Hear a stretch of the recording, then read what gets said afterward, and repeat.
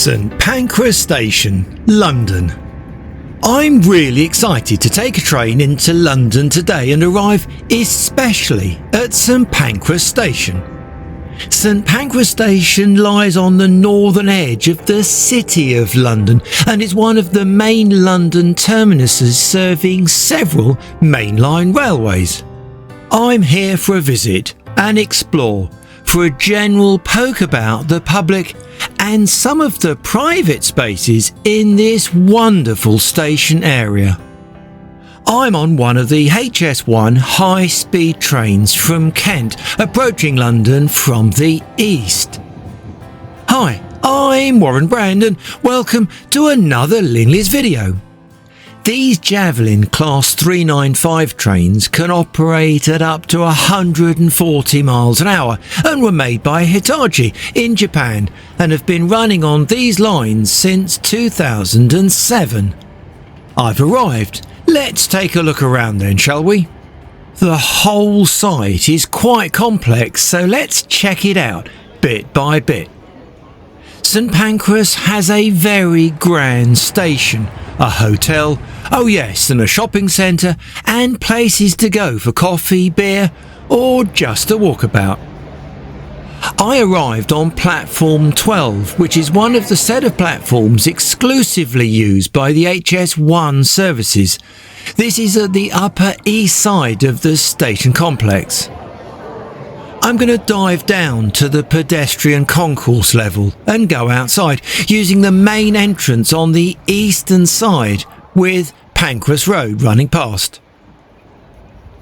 Heading back in then, ahead is the entrance for the southeastern Javelin services, which I've just used, a lift to the underground below and ahead to the shopping area. I'll come back and have a look more closely at the flying spaceship before the end of the video. This area is called the Market and forms a central cross connection between all the mainline services. There are some cafe bars and food outlets here, so passengers who are making connections between the different train services can stop for a snack.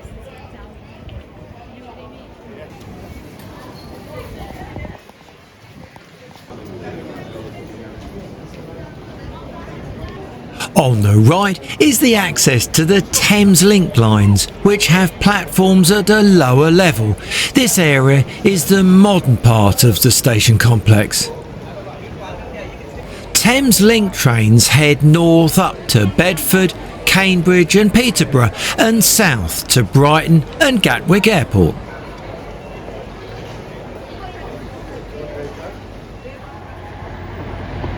Taking a look outside the western side of the station at this Midland Road entrance, the newer section of the station is on the left and the older brick part on the right.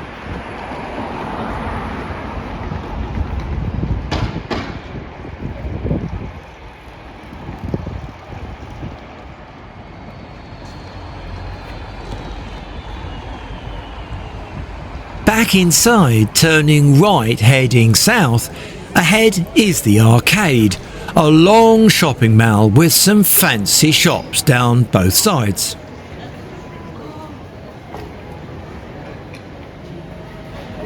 This whole area has only recently been opened up. When the station was built, this level, street level actually, below the upper track deck, was designed to store vast quantities of beer. We'll come back through the arcade again as we crisscross about the whole station.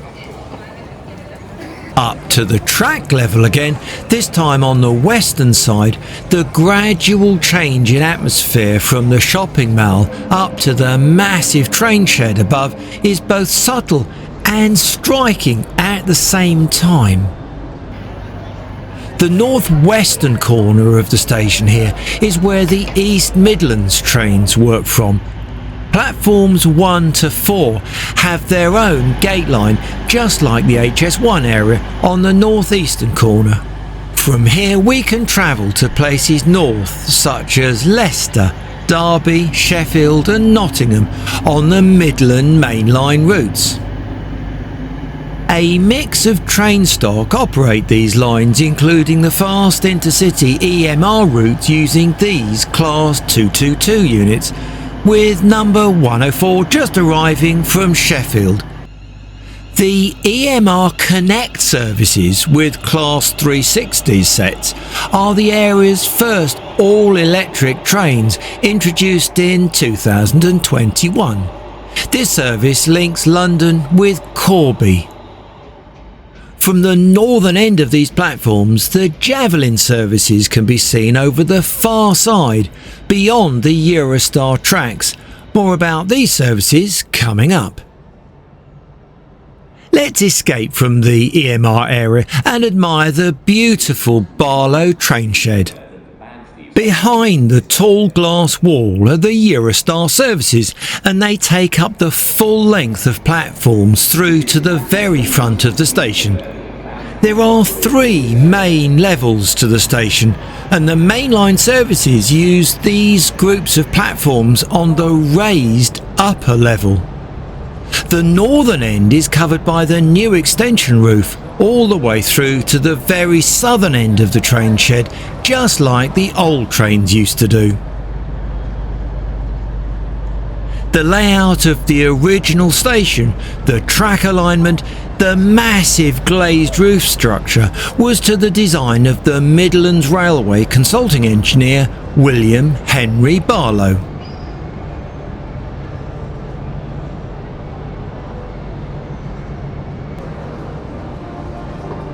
Some of these spaces have been given over to bars and seating areas.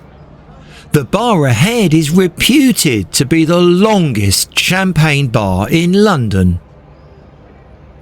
For this train shed, Barlow created a masterpiece. At over 200 metres long and reaching as high as 30 metres above the track, this great roof structure was the tallest and widest single span in the world at the time. Some of the ornate steelwork was designed by another leading Victorian engineer, Rowland Mason Aldrich. By the 1900s, over 150 train movements a day were scheduled, so this would have been a very busy, noisy place. These days, with electric traction, this area is very open and would not be recognisable to a Victorian traveller.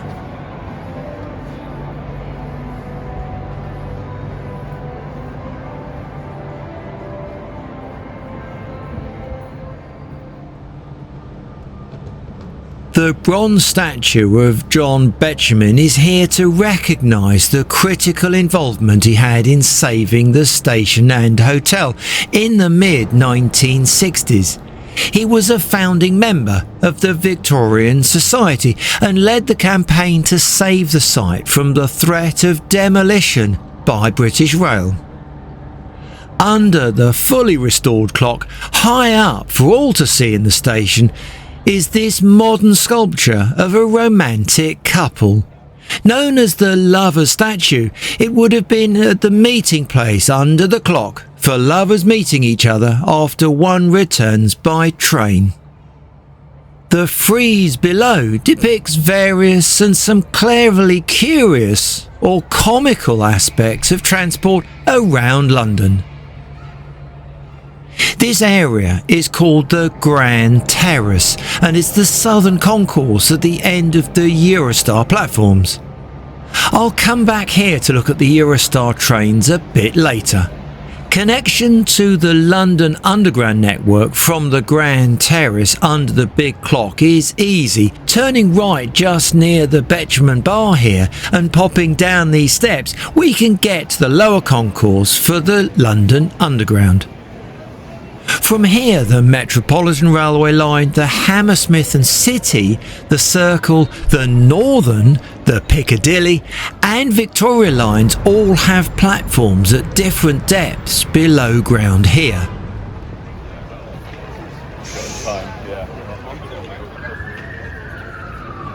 Access to the underground lines is easy from Euston Road as well, which runs along the southern edge of the station. During 2021, this underground station was recorded as being the most used station on the network for passenger entrances and exits combined.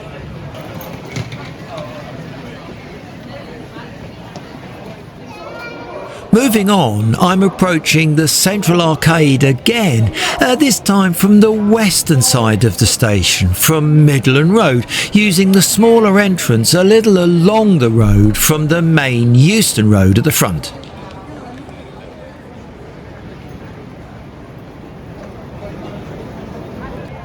Cutting back through the arcade area, the Eurostar departure gates are just ahead.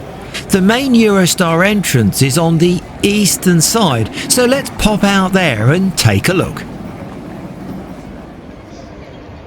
This section of the building has been restored to its former glory, and adjoining this traditional brick building is a glass extension which has been added to the northern part of the station site. Much of the original station infrastructure has been retained and refurbished. These doorways would have once had barrels of beer loaded and unloaded from the storage area under the track decking level.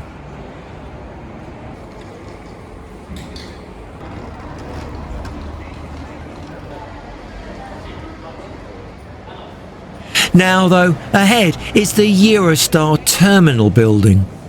A bit like at an airport, there's a full arrangements of checking in, security and passport control before boarding.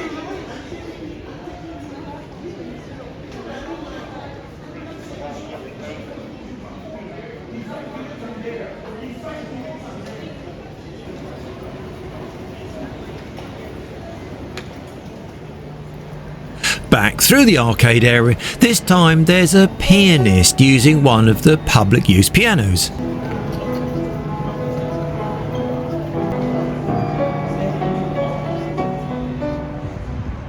Next, let's focus on the most easily recognisable part of the St Pancras site.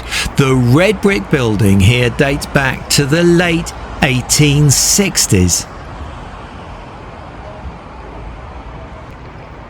From the outside, the south facade is tall and dominates Euston Road. The design needed to take into account the relatively high track level chosen by Barlow, the line's engineer, as the approach route crossed over the Regent's Canal a little to the north.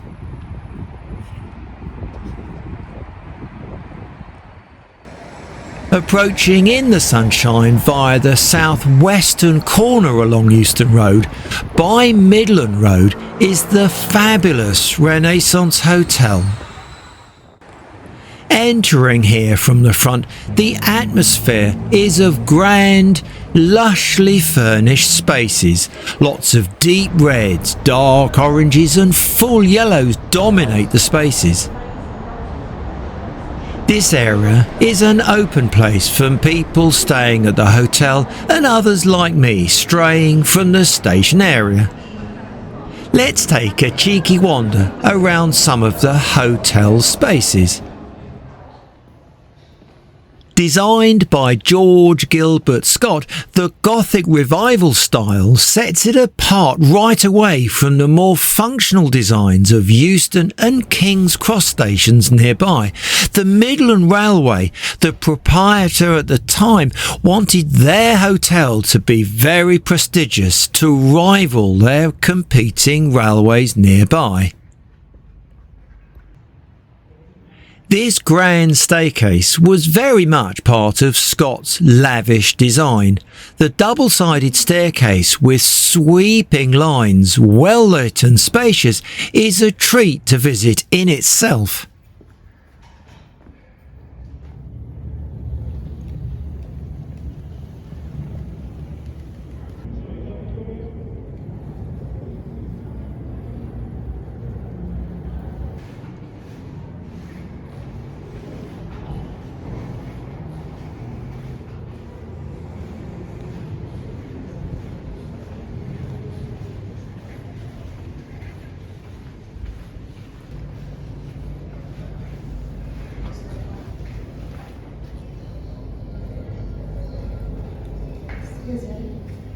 Using the inner staircase, I found my way down to the dining and lounge areas of the hotel. All these rooms are spacious yet not overly large to lose that atmosphere and character built in with the style and architecture. I picked times to film to avoid catching folk eating and drinking, of course.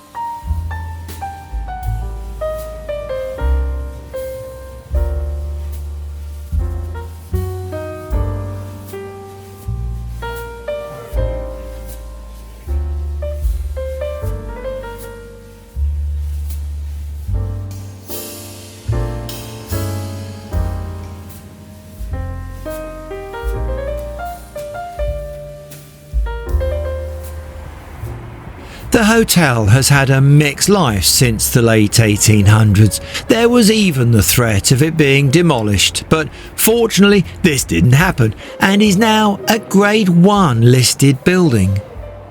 Significant refurbishment has taken place during the early years of the 2000s alongside the adaptation of the station to include Eurostar services. The whole site is now fresh and well purposed.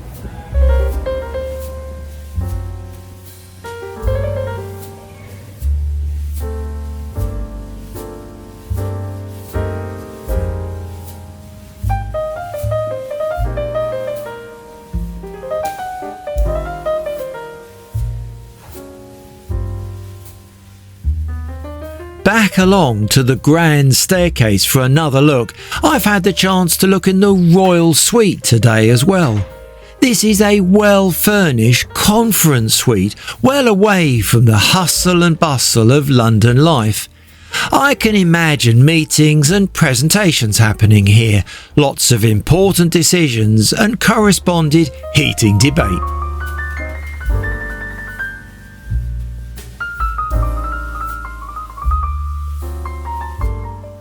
I'm lucky enough to be allowed to look in the Sir Jonathan Betjeman suite, one of the very special rooms available in the hotel.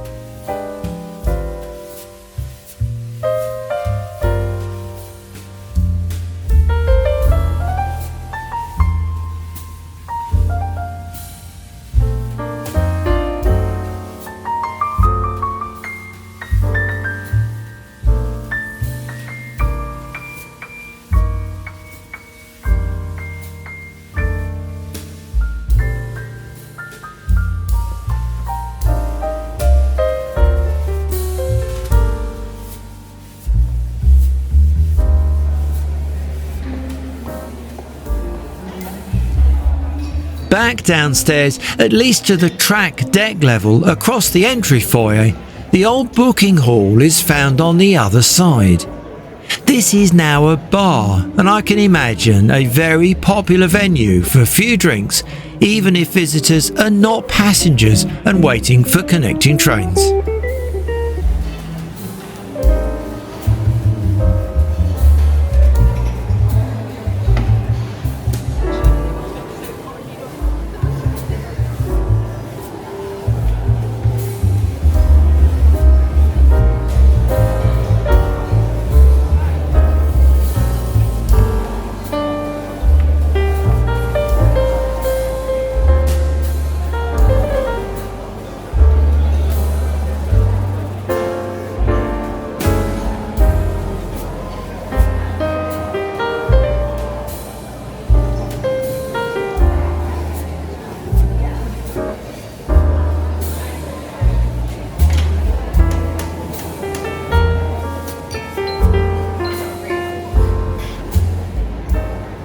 Back out to the Grand Terrace, we can see the Eurostar trains and their passengers coming and going behind the tall glass security wall.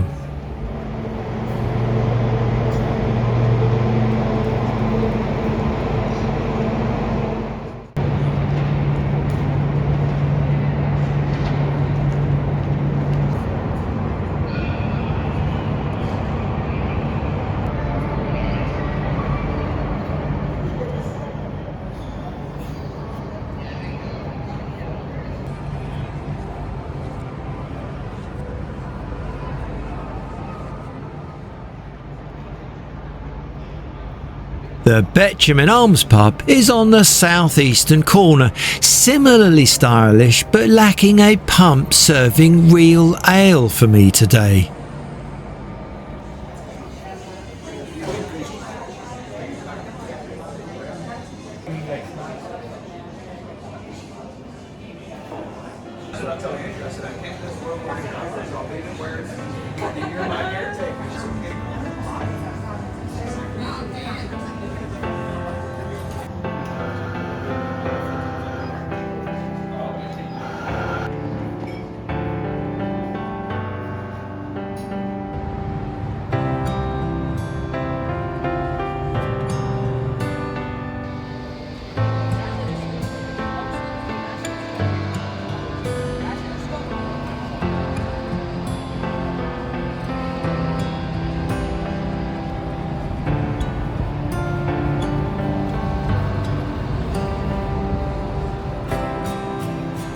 Let's take another look at the HS1 platforms on the northeastern section of the station as I depart today from St Pancras Station.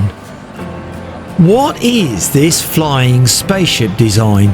Not seen one like this before. It has a clock tower and a fabulous train shed. Ah, it's the Starship St Pancras, of course. Back up to the track deck and looking for platform 12 for an HS1 departure. The long Eurostar trains are on the left behind the high security fence.